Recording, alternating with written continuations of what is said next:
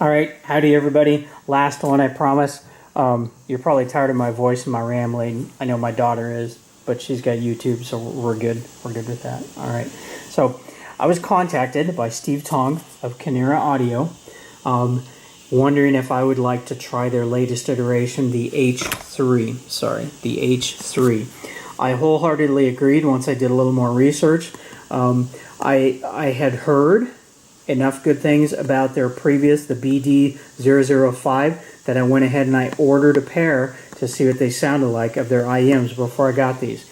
I got to say right off the bat that when I did get them and I listened to them, there was a channel imbalance.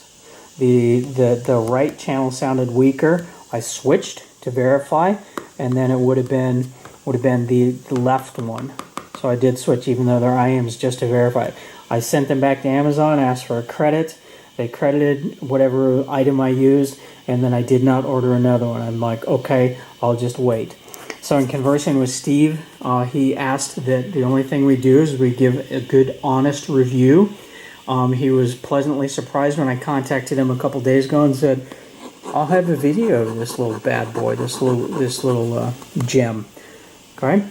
Again, I have to follow Ryan. You know, at least he keeps my standards high. So Ryan, thank you very much. I greatly appreciate that. And in conversing with B9 Scrambler, the three of us, along with others, were afforded these. This did come free of charge. All they asked was that I give an honest review, and I would have it no other way. So, presenting the Kinera H3 IEM. It's almost like a custom IEM when I get into that. But first, I got to say, in talking with B9 Scrambler, we both found it was interesting that these were shipped from Dubai in the Middle East. So watching them travel across, because I like doing that. I mentioned that before, but I really get a kick. I dig watching where my critters go before they end up here in Central America, Central North America, the Central States. I've ordered things from Russia, and then this coming from Dubai. This was the actual very first package I've ever received from Dubai. So this came pretty well packed. I was a bit disappointed with how they were packed, but luckily no damage. I believe one corner on this might be showing a little bit of wear, but I would recommend that you pack these a little better. And there were a couple of things around here bouncing around in there. You'll see them in a minute.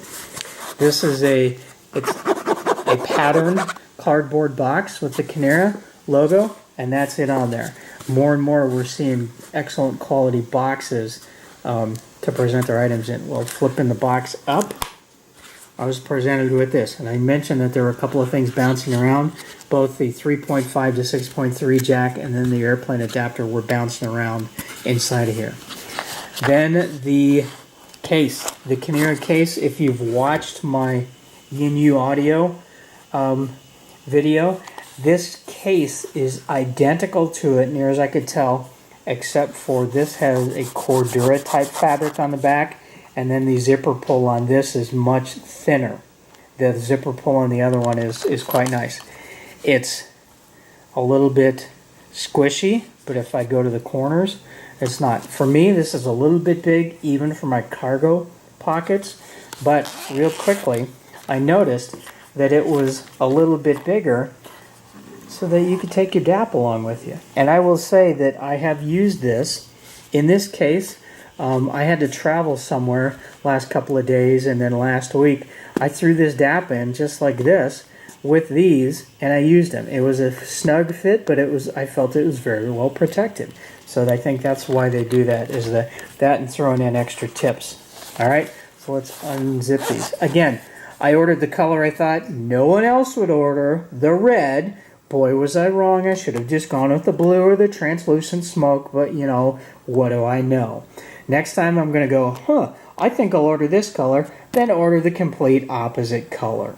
All right, now that I've gotten that out of the way, I ordered the red, and I really like the look of these. So, you know, if I have one that's just like Scramblers or Ryan So's, so be it. That's life. I like it. And in fact, when we were comparing photos on the HeadFi site, we all commented on how good looking the red was. So I have comply tips on there. It comes with 3 sets of foam tips. I did put those on for an initial listen. I don't like foam tips on IEMs, except for my FLC8S. I like complies, so I figured I'm going to test these with what I would normally use. Well, the only ones I had around were some spare TS600s from, I can't remember, I think they're from my custom art, not custom art, from my Unique Melody Martians. And so I put them on there. Well, you'll notice how easily they come off. So let's put the case aside and let's bring this up. If you'll notice, there is no lip on there. It does taper a little bit. So one of the things that we would recommend is you find the tip you like and then find a barrel that actually fits on there. I did use these when I had the custom art ones, so they were a little bit out of shape, but these are the ones that fit the best that I could use. I have lost the tip on one of them twice in the egress from my ear, but I very quickly found them. So that's something to take care of, I would say, or find a tight fitting. I did not have any trouble with their stock ones. They fit a little bit snugger, more snug, but they still would come off. So you notice they have a screen right on top to prevent things from falling down on there. This is a hybrid, so it does have a dynamic driver and dual balanced armatures. The dynamic driver takes care of the bass, and the balanced armatures take care of the mid-highs and the super highs, as I believe they have it. It is a 2-pin connector. I want to put the tip on before I lose it. Standard diameter 2-pin connector. Comes out very easily. Okay, and it is inset. Okay, it's not like Unique Melody has gone with their collared version, which is hit or miss. And I'm just always so afraid. I get it on there, snug, no problem. This is not what I would call memory wire. It is a bent sealed plastic on there. I like it. I like memory wire. I know a lot of people say, oh, it gets in the way of my glasses and it pinches my ear. Take the time to do it right. I've never had any problems with memory wire once I learned from my MEE Audio MP6 Pros. That memory wire was torture, but I was able to even get that set up, all right? So you notice the Kinera logo on the back in gold, a little bit hard to read. It is double glossed, it's double layered, so that's a layer, and then they embossed over it. I like it. I think a silver might have read a little bit better, but you know, everybody likes the gold there. The fit and finish, I mentioned it was almost like a custom IEM. Well, it does kind of look like that. The back to the shell itself, I could not find any problems. And as I understand it, I think these are hand polished. So they ran into a bit of, I wouldn't say quality control problems, but it's like Jaguar. Jaguar used to be handmade, and a lot of them still are. It happens. Things happen sometimes. You'll notice that there is a bass vent right there. I don't know if I'll be able to get it any better than that.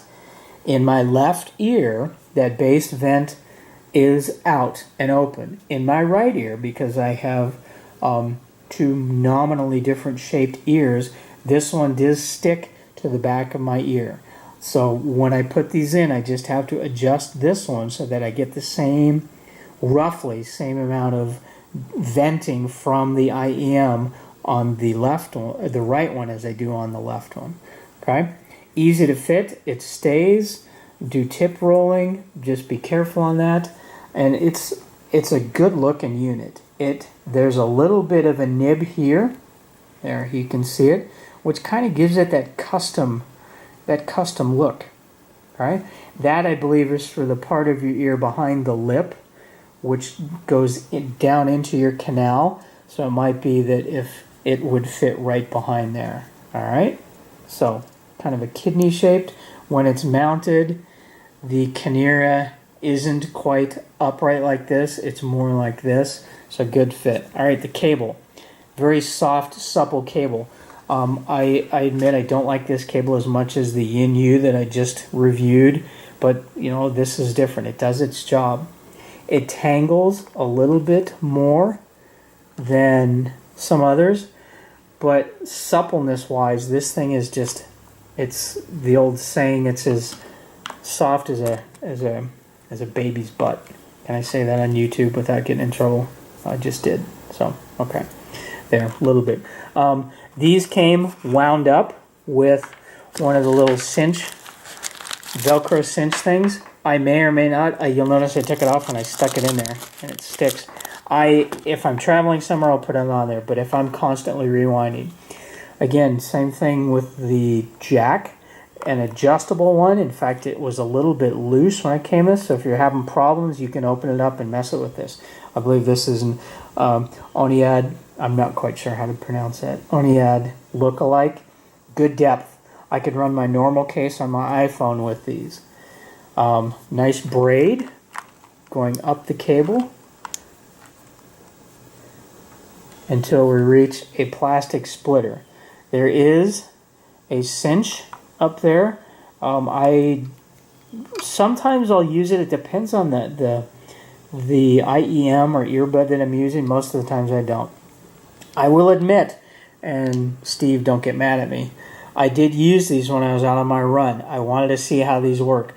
I normally wouldn't take something that retails for $100 or an IEM like this. I would not take them running. I do that with my FLC8S too, because I can very easily take the filters off carefully. Like I'll do it on a piece of paper so I don't lose them, or a plate or a box or something. And I can easily clean them. I wanted to see how these work under more adverse conditions. All right. So when I first put these in, I was kind of like, all right, these sound pretty nice. These sound really, really nice. I like these. And that was, I believe I had Daft Punk going on Tidal through my iPhone 6 Plus. So as we all know, it's not the best quality, but it's a good gauge. Good bass on Giorgio by Mordor. The part where he gets into it, he's still talking, and then they have the beat line come on behind him. Gave good solid bass.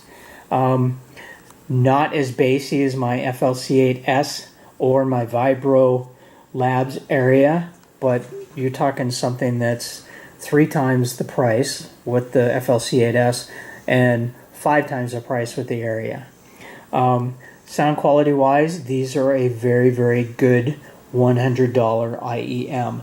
This would be an excellent companion to the cheap ones that you might use at the gym, or if you feel you have an upper end or a near custom or a custom IEM and you don't want to take those to the gym, these would work.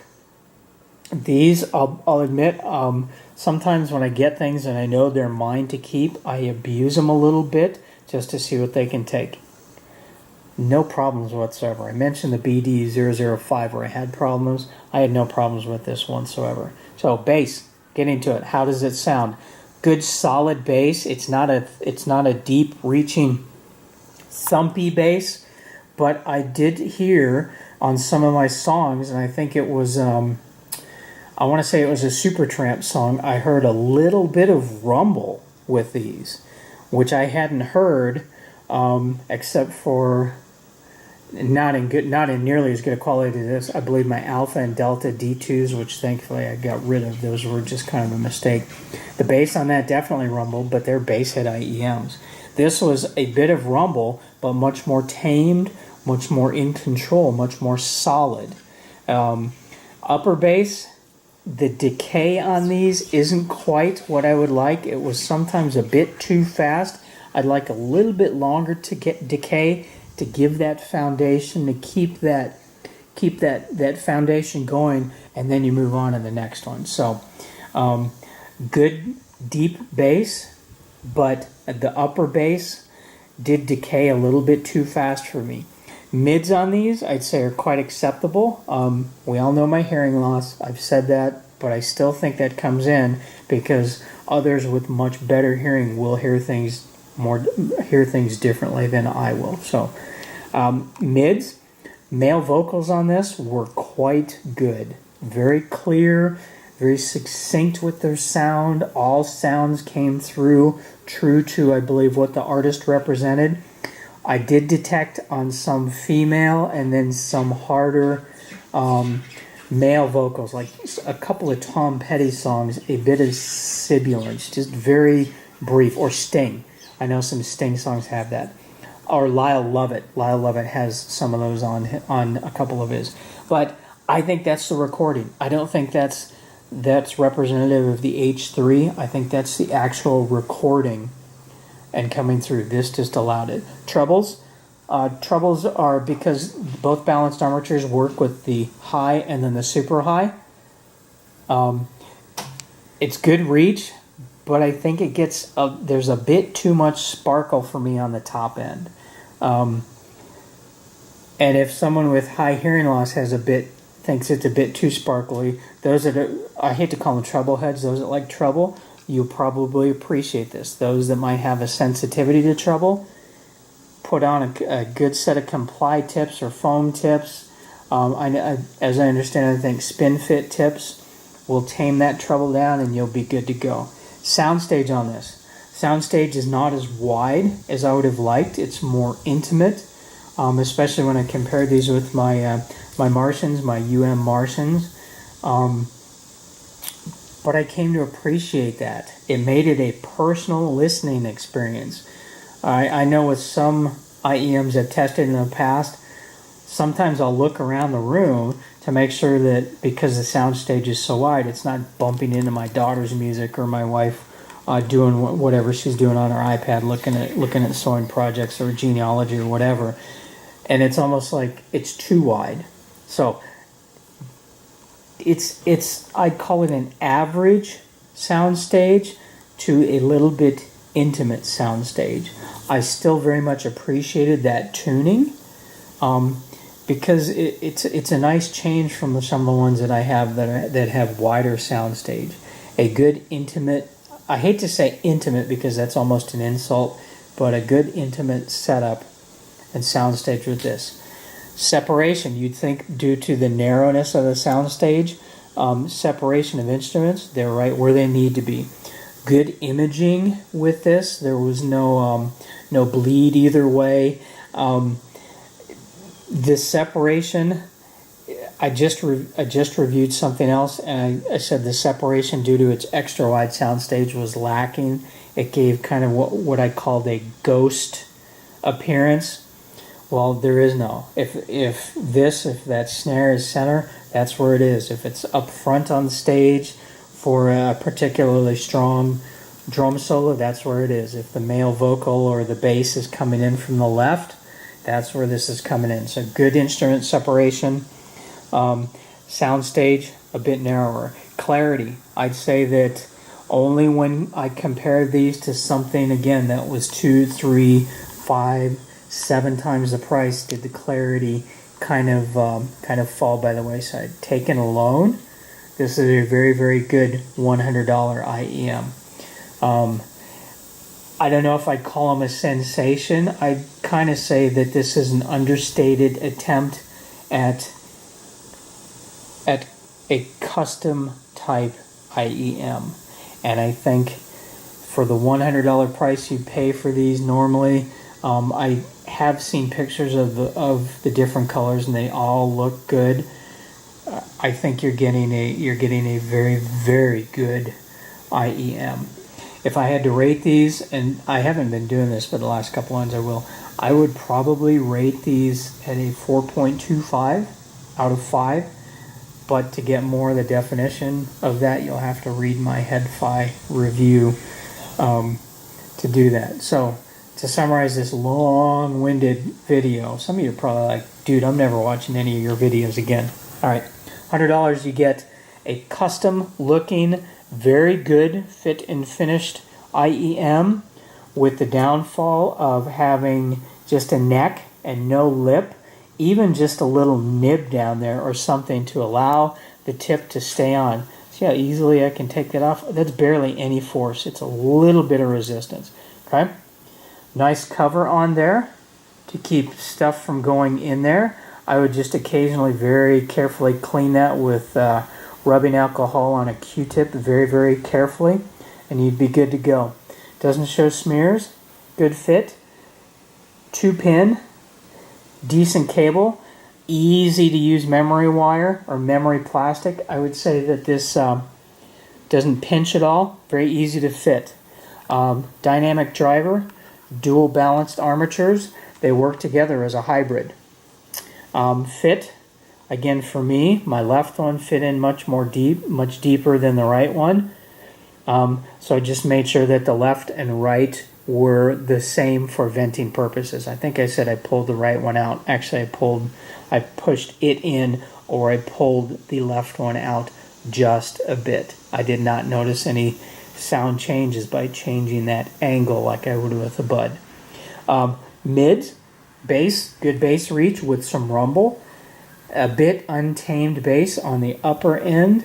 Mids, male vocals, really, really top quality with a bit. If the song has a bit of sibilance, there is a bit of sibilance in the reproduction of this. Treble, a bit sparkly for my tastes, but again, if you like treble and you like that sparkle, then you'll be okay. And I think it was because of my sensitivity that's why it bugged me a little bit. I noticed when I turned the volume up more, or whatever source I was using, that's when I got into trouble. I did use these on a very windy day on a run. Isolation is good. Fit stayed where it was. I think that has as much to do with the shape of that part right there as well as the tip. But you could use these for anything. Easily a very nice commuting pair. You'd very happily listen to your smartphone or your small DAP or your bigger DAP or whatever. Good quality.